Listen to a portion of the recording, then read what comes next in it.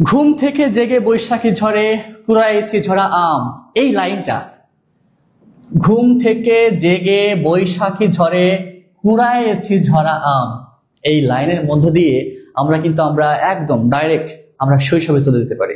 যে ছোটবেলায় ঝড় বৃষ্টি হলে আমরা কি করতাম, আম খুঁড়তে যাইতাম, তাল খুঁড়তে যাইতাম।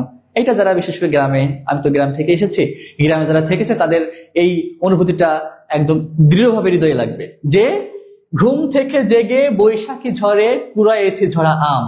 আর এর পরের লাইনটা যেটা হবে সেটা হচ্ছে, কবি এখানে বলতেছেন যে এখন অনেকের নাম আমার মনে নেই যাদের সাথে আমি ছোটবেলাটা কাটিয়েছি। যাই হোক, এই লাইনটা মূলত কার?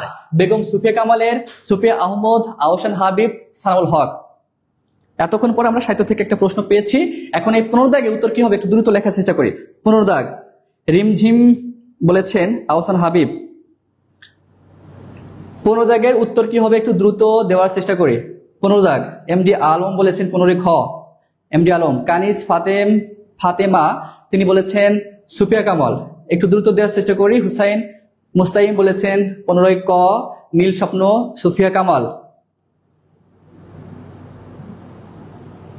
মূলত এই যে ঘুম থেকে জেগে বৈশাখী ঝড়ে কুড়াইছি ঝরা আম, এইটা বেগম সুফিয়া কামালের কবিতার একটা অংশ। কার?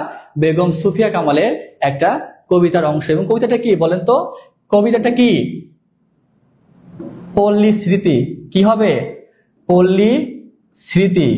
অনেকে কিন্তু এইটা নিয়ে একটু কনফিউজ আছেন, অনেকে আবার পল্লী জননী বলতে পারেন।